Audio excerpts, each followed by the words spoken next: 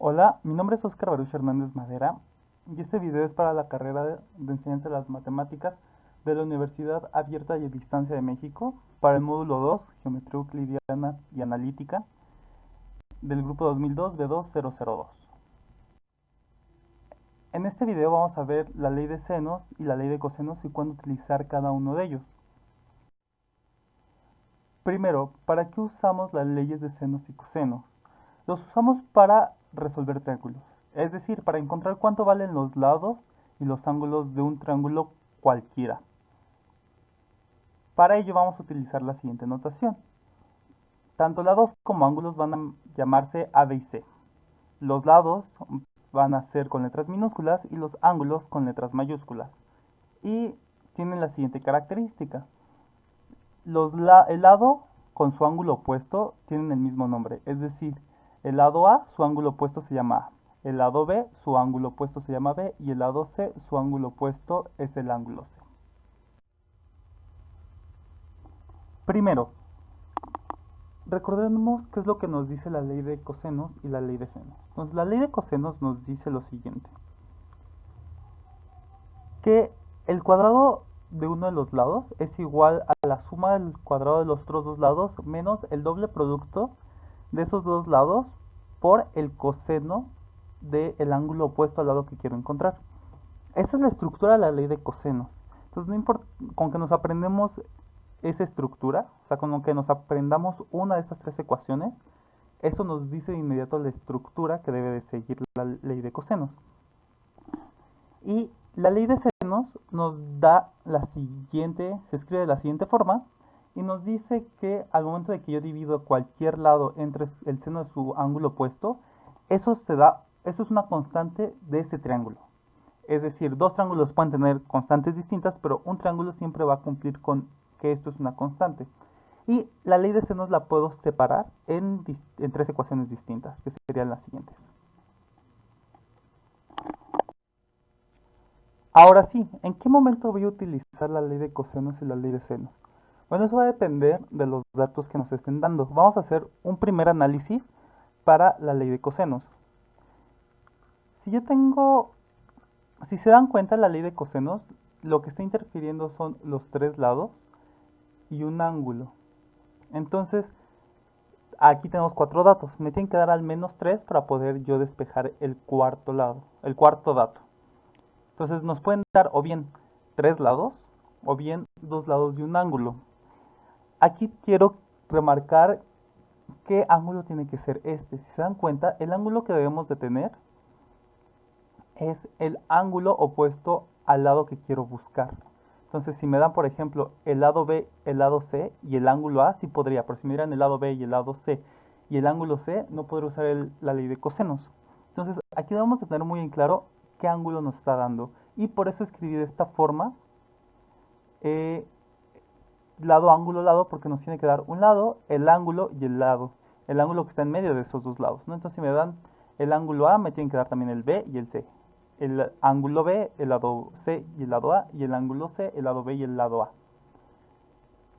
Y si me dan los tres lados, entonces puedo calcular un ángulo. A partir de esta, despejando coseno de A, obtendría esto y después tendría que aplicar arco coseno o coseno inverso para encontrar cuánto mide A.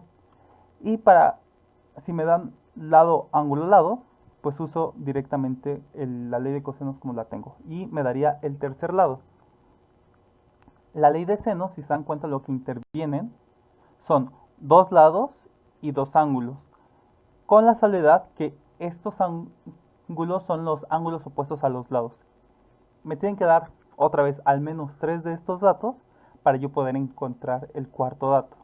Entonces me podrán bien dar dos lados y un ángulo, o bien un lado y los otros dos ángulos. Y aquí, ¿qué ángulo me tienen que dar? Me tienen que dar el ángulo opuesto a uno de estos dos lados. Por eso está escrito de forma distinta aquí arriba. Entonces me pueden dar el lado B, el lado C y me tendrán que dar o bien el ángulo C o el ángulo B, ¿no? Y si me dan, por ejemplo, el lado A y el lado C, me tienen que dar o el ángulo C o el ángulo A. Entonces tiene que ser lado, el otro lado y un ángulo adyacente, ¿va? Entonces si me dan dos lados de un ángulo, lo que voy a obtener es el otro ángulo. Y si me dan un lado y los otros dos ángulos, voy a obtener el lado. Y aquí otra vez tengo que tener un lado opuesto a uno de estos dos ángulos. ¿Qué pasaría si, por ejemplo, me dieran el lado B y el ángulo C y el ángulo A? Aquí yo no tengo que el ángulo C sea opuesto a B ni el ángulo A es opuesto a B. Necesito calcular el ángulo B. Pero eso es muy fácil porque recordemos que la suma de los tres ángulos internos de un triángulo, cual sea, miden 180 grados. Entonces podré encontrar el ángulo B a partir de restarle a 180 lo que mide el ángulo C y el ángulo A. Y aquí podría surgirnos una pregunta: ¿qué pasa si me dan los tres ángulos y no me dan un lado? ¿Se podría resolver?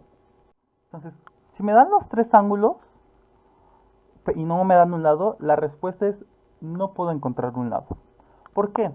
Recordemos también el, que entre dos triángulos semejantes hay un criterio que es el de ángulo, ángulo, ángulo. O sea que si me dan los tres ángulos, puedo encontrar dos triángulos distintos que cumplan con los que tengan los tres ángulos iguales. Por ejemplo, si yo tuviera este triángulo, yo podría hacerlo crecer y los ángulos se están manteniendo iguales. Entonces, pues tengo un triángulo más grande que otro, cuyos ángulos internos son los mismos. Entonces no puedo encontrar los lados si solo me dan los tres ángulos. Otra pregunta que nos puede surgir es: ¿de dónde sale la ley de senos y la ley de cosenos? Bueno, ambas salen a partir de la siguiente idea, que es trazar una de las alturas del triángulo. Entonces, como esta es una altura,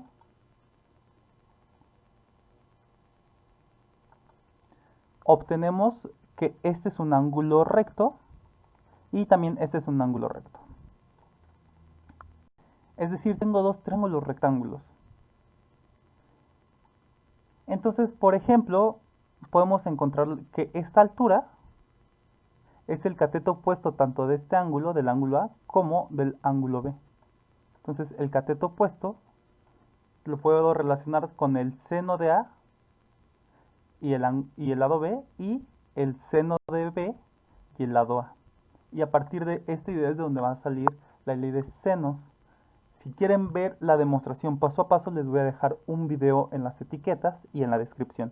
Y para la ley de cosenos, ¿qué es lo que se hace? Igual, trazando una de las alturas y observando lo mismo, que estos son triángulos rectángulos, puedo utilizar entonces el teorema de Pitágoras, por ejemplo, para encontrar el lado A. Entonces, para encontrar el lado A, yo necesitaría encontrar cuánto mide la altura y cuánto mide este pedazo, que vamos a llamarle, no sé, por ejemplo, C'. Entonces podría encontrar esta a partir del ángulo A, que es el ángulo opuesto. El lado B puedo encontrar la altura, y para calcular este pedazo, que le podría llamar C menos C',